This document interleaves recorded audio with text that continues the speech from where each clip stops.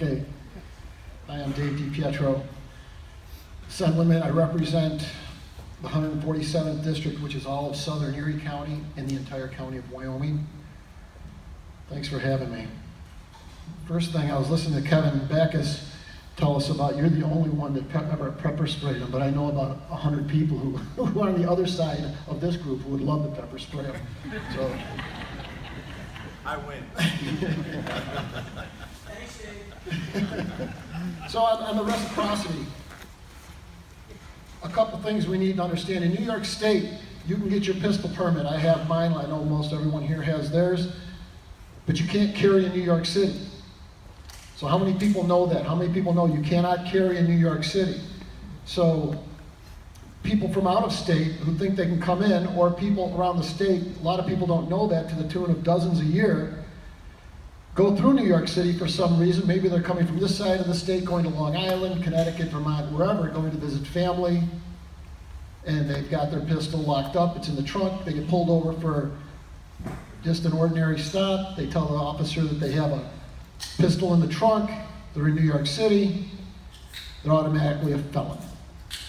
Same way if they're coming the other way.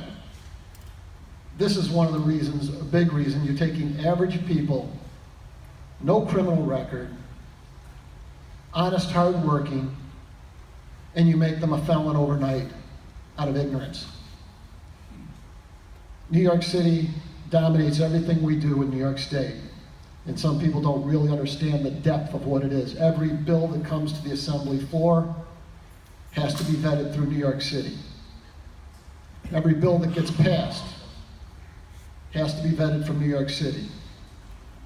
So we have to understand that New York City controls everything we do. Every traffic and vehicle law we have here, every gun right that we are getting taken away, it's because New York City dominates every part of the agenda. So I wanted to let you know that. And also, something else that's going on with the SAFE Act, you're going to start hearing about it if you haven't heard it already, from Paloma Campana, who was the attorney, who was an activist who worked with Scope, and she's been filing a number of lawsuits, but right now, what she is working on and what we're finding out is you have a pistol permit on file.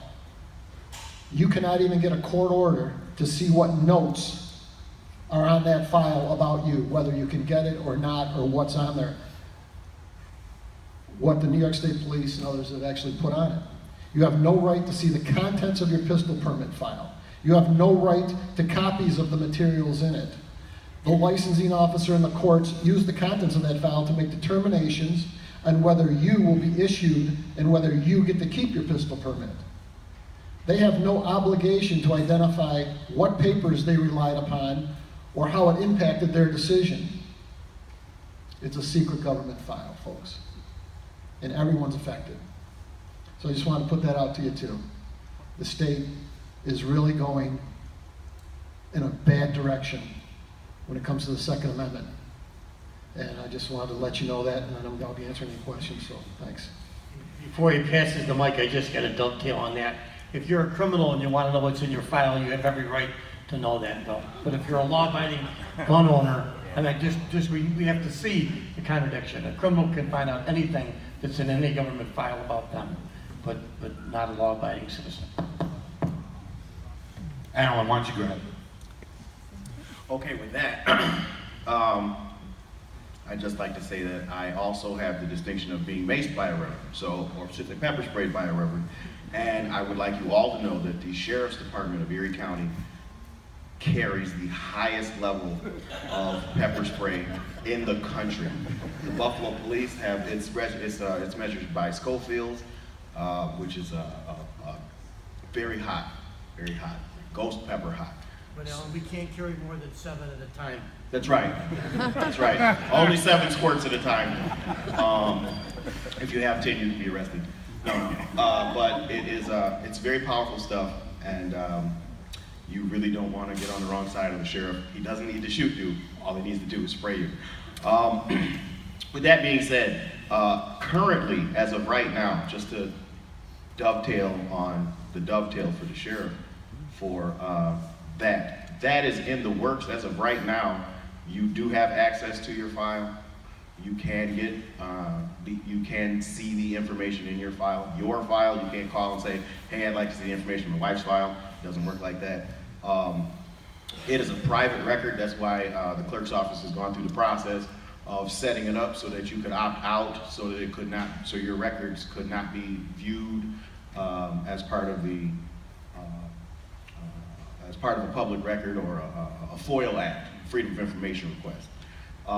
So that is something else coming down the pipe that's not current right now. But you do want to be aware of that because you want to be able to access that file. There are some good reasons as to why you need to get legal representation, et cetera, for that, because if you were denied, I see a lot of files, I'll put it that way. I think I'm one of the only people here who actually recognizes 70% of the faces here. And the only faces I can't recognize are behind the other faces, so hello again. One of the major things about that is if there's an investigation, there is an investigation done. This is another thing as to the reason as to the why it takes so much longer in New York State to get a permit. It is hands on the ground.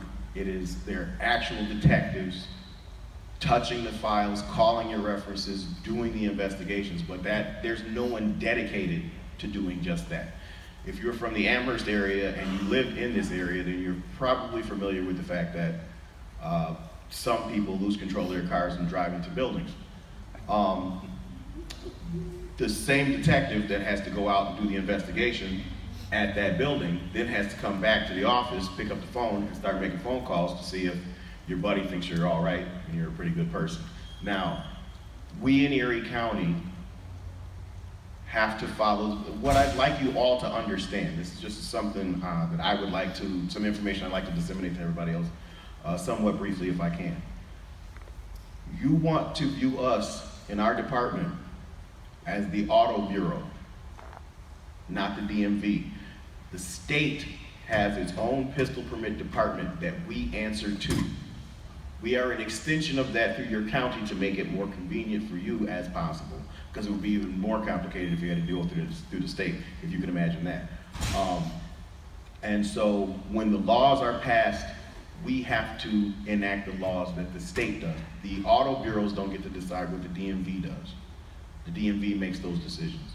We try to make it as smooth as possible for you. We try to get the information to you as comfortably as we possibly can.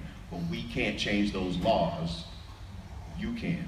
You are the people who have to change those laws. The laws set up for what we have, the guidelines for what we have to do are initiated by the New York State Legislature.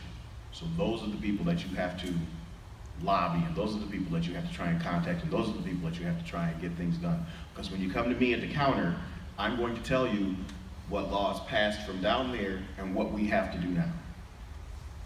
And it, as distasteful as it may be. Great, so why don't we, Karen?